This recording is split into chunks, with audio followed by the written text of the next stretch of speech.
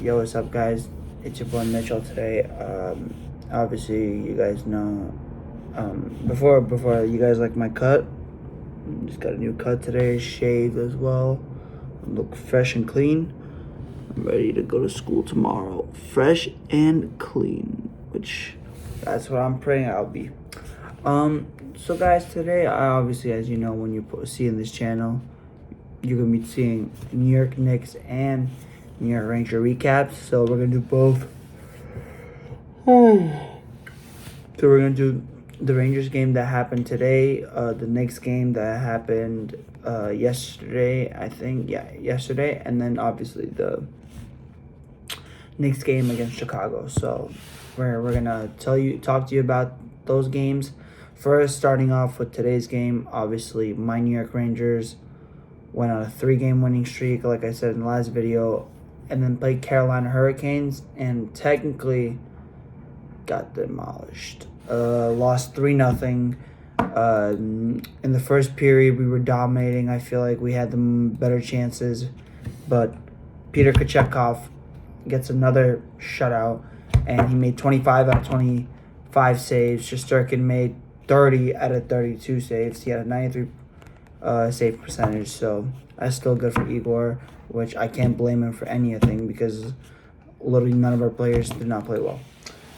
So today, Mike Riley had 2 assists, Sean Walker had a goal and assist, Jordan Stahl had an assist, Markin Jasowicz had 1 assist, Nikola Ehlers got a goal, Jarvis got a goal, Aho has an assist. So those are the players with the stats, and let me talk about this game for you guys. So pretty much like I said, Rangers in the first period just been dominating. In the beginning, they had 50. It was 15-3. They were getting chance after chance, but Kochetkov kept in the game. Then Rangers commit a penalty, and Carolina go on the power play. Listen, guys, look at the stat. Hear the stat out that I'm about to read to you.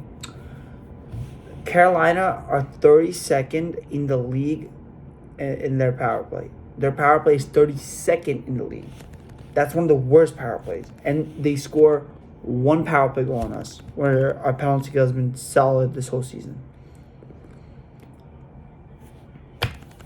So pretty much that's what happened. And then what happened next was Sean Walker scored a goal where he shot it and then it just hit off the net. And when people were suggesting it was a goal or not, it was a goal. Otherwise, I hate to say it. But pretty much, how do I say this? So pretty much, I think the problem was Rangers were playing. In the second period, Rangers were not shooting. They were not hitting. Defensively, were struggling, making mistakes. Same as the third period. Didn't get that many shots off. The Rangers' first shot in the third period is when sending the puck into the Carolina zone and it hit Kochetkov. That's it. That was the first shot of the game. But look, listen, I can't say any more things about Rangers. I had a feeling they were going to lose to Carolina, so I can't be mad at that. But look, listen, I had a feeling we would lose, but I hope next time when we play Carolina, we'll be better and we can maybe get our revenge. Just like the Pittsburgh game, I hope, like I said, when we played the home opener, when we lost 3-0, I said I hope to God we play Pittsburgh soon because I want to get revenge. So pretty much, like I said, we lost to Carolina. I think I want to give some shout outs to Ranger players that actually tried their hardest and did a good job. I think Shesterkin played well, 30 saves. Obviously, he did concede 2 goals, which were not his fault because he was covered in a lot of them, but he made excellent saves. I think Gavrikov played well defensively. Noah Laba with his hustle and speed and strength was good. I think who else was good? I think Brzezinski was decent. Edstrom was decent. Carrick was good. Everyone in the fourth line was good. But the rest, everyone played not their best game. They were struggling. So pretty much that's what happened. Obviously, pros is that Rangers started off well, but the con is that they've not kept the momentum going in the second and third period. they just fell off. But look, Rangers, obviously, the guys, they're going to be going on to Friday, November 7th. They're going to go to Detroit to play the Red Wings, who have been a really good team as well. I think their record right now is 9-4, which is impressive for this Red Wings team, because last year they were not even they were close to making the playoffs, but unfortunately they didn't. So obviously you got to watch out for important players like DeBrincat, Larkin, Raymond, Sider, Andrew Kopp was good, James Van Riemsdyk, Cam Talbot, who's their goalie, has been decent this season. Ben Sherratt has been good. Simon Edvinsson. Listen, this team is really good, so I cannot complain about. And plus, I like Detroit Red Wings. Like, I feel like apart from the Rangers, they're my second favorite team. And listen, it's about my favorite team versus my second favorite team. So technically, obviously, I wouldn't be. Obviously, I'm gonna go for the Rangers. And if we lose, I wouldn't be. I'll be unhappy, but I won't be angry, because I know how good Red Wings are and I know how good their players are. So I won't be mad about that. Then on Saturday, we play back-to-back technically. We play Friday and then Saturday, because we travel to Detroit and then we travel back to the Garden to play against the Islanders Saturday, November 8th, 7 o'clock, which I'm not going to lie, guys. You know me, every time Rangers will play the Islanders, I'm literally going to say it's a rival game. I'm not trying to lose. I'm not having the Rangers lose to the Islanders. No. Nope. And the Islanders right now this season literally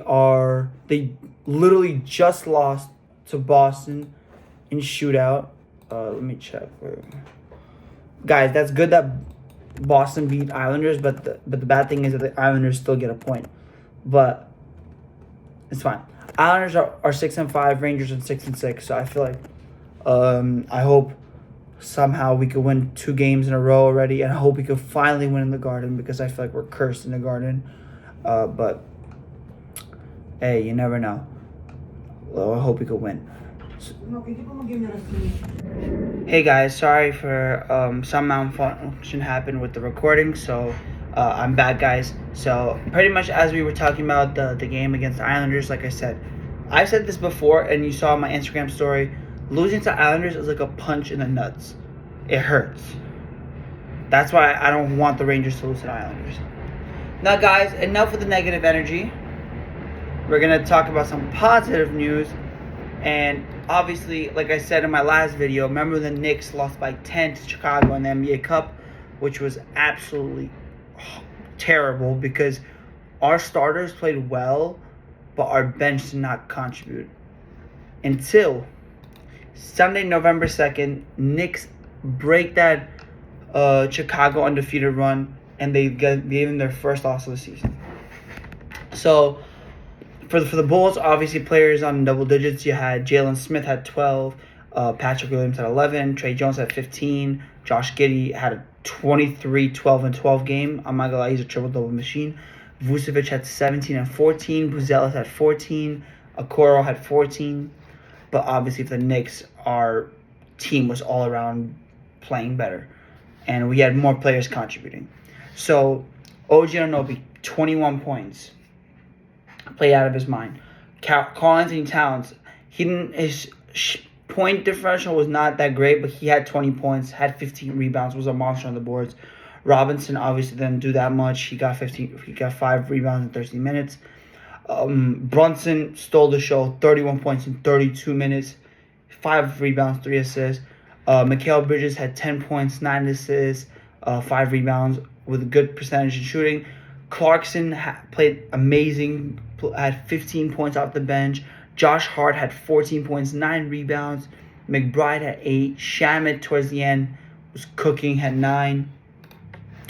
Now we're going to move on to yesterday's game, which the Knicks played the team Washington Wizards, which they absolutely destroyed them. So pretty much what happened in that game, I'll tell you some of the stats for the Washington Wizards. Corey Kispert, I think, was their best. I think him and Alex Sarp were their best players. He didn't miss a shot. Corey Kispert had 15. McCollum did not play well. Koulibaly had 15 and 7. Alex Sarr was incredible. He had 19 points, 7 assists, 8 rebounds. Keyshawn George, a guy who's been having not a breakout season, but having a better season for the Wizards. Unfortunately, he had 15 points. He averages like 18 a game. For the Knicks, I think a lot of players contributed as well. Like I said, Mikal Bridges had 10 points, but listen, very efficient scoring. Anunoby had 16. Karl-Anthony Towns went off. Had 33 points and 13 rebounds. Then you have Landry Shamet, who had 11 points, played really well, shooting 3 after 3. Brunson obviously struggled, but he had 16. He still had 9 assists. Even though he was missing, he was still dishing and swishing. Like, according to, shout out to Clyde Frazier. McBride obviously did not play the best. He did get a 3.